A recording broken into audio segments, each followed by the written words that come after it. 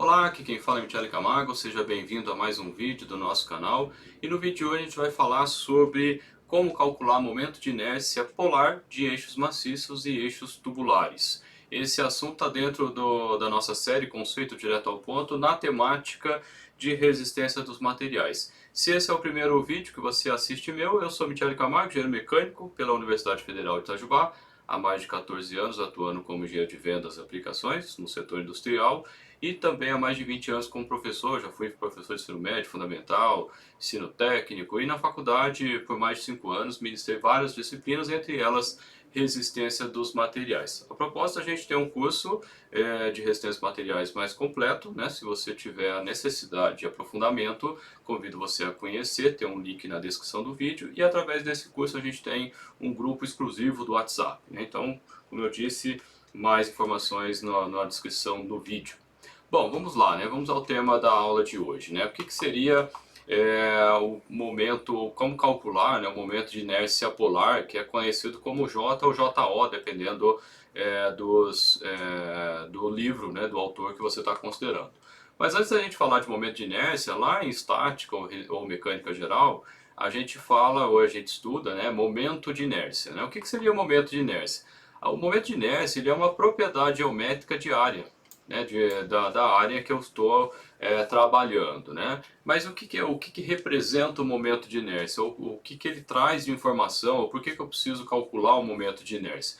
Bom, o nome inércia ele vem lá das três leis de Newton, né, da mecânica, que está relacionada com o corpo manter sua velocidade zero ou em velocidade constante, exceto se ele for atingido ou for, né, tiver a atuação de uma força nessa massa, né, digamos assim, e aí você vai ter uma alteração da inércia. E o momento de inércia? Bom, o momento, como a gente disse, ele é a tendência de giro, ou ele é o giro propriamente dito, né, o quanto que o giro está traduzido, né, na expressão mais simples como força vezes distância. Então o momento de inércia seria o momento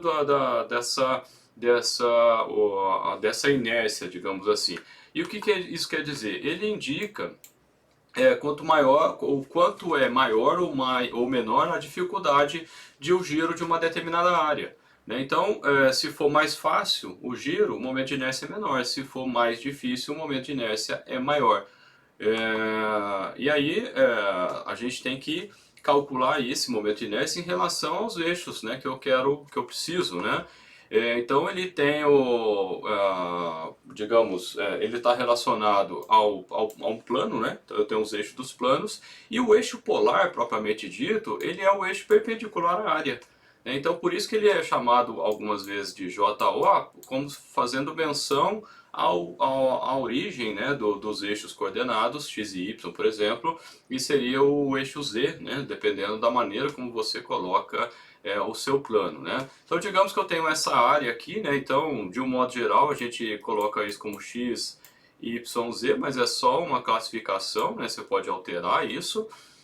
Então o momento de inércia em relação ao eixo y seria o quanto que essa área retangular aqui ela vai girar, né?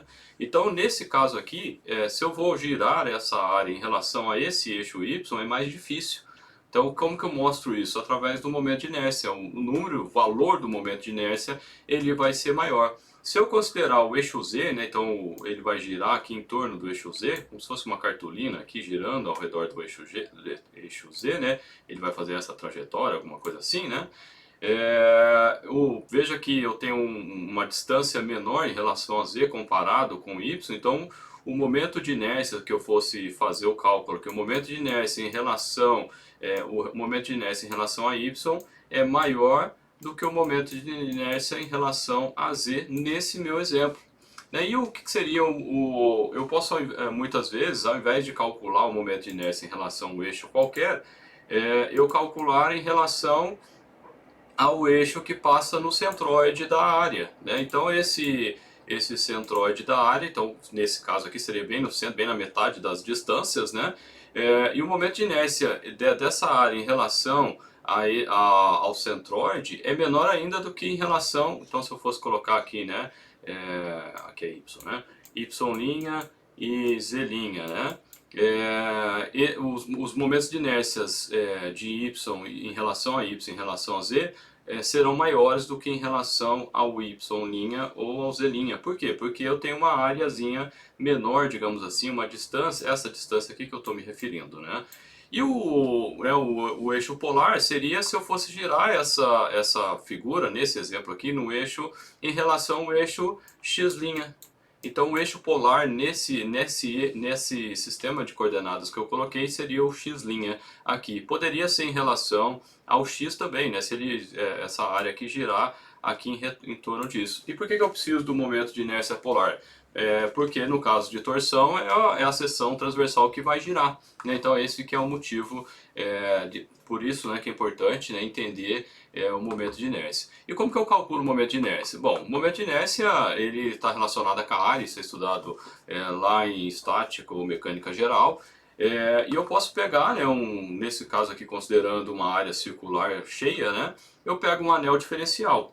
Então, o que a gente tem? Né? Que o momento de inércia ele vai ser a integral de área de ρ ao quadrado vezes o dA. Né? Mas o que seria o dA nesse caso? O dA é essa área mais escura. dA vai ser o perímetro vezes essa distância dρ aqui.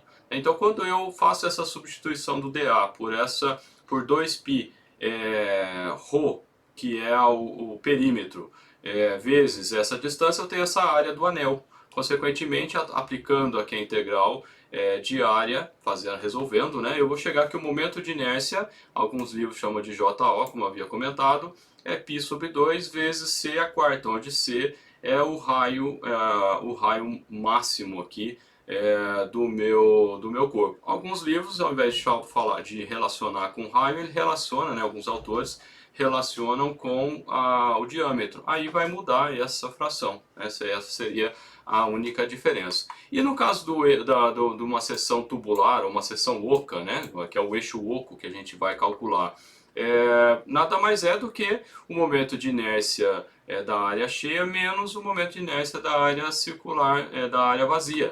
Então, nesse caso, né, seria π sobre 2 vezes, aqui a quarta, né, C a quarta, C a quarta menos CI a quarta, que seria o raio externo, menos a quarta, né, menos o raio interno a quarta. Na hora de escrever que eu acabei escrevendo errado, mas seria a quarta seguindo o mesmo princípio aqui. E assim a gente resolve, né, calcula o momento de inércia de seção tubular. É muito simples, né? Eu poderia calcular separado, né, calcular o vazio primeiro e depois o cheio, né?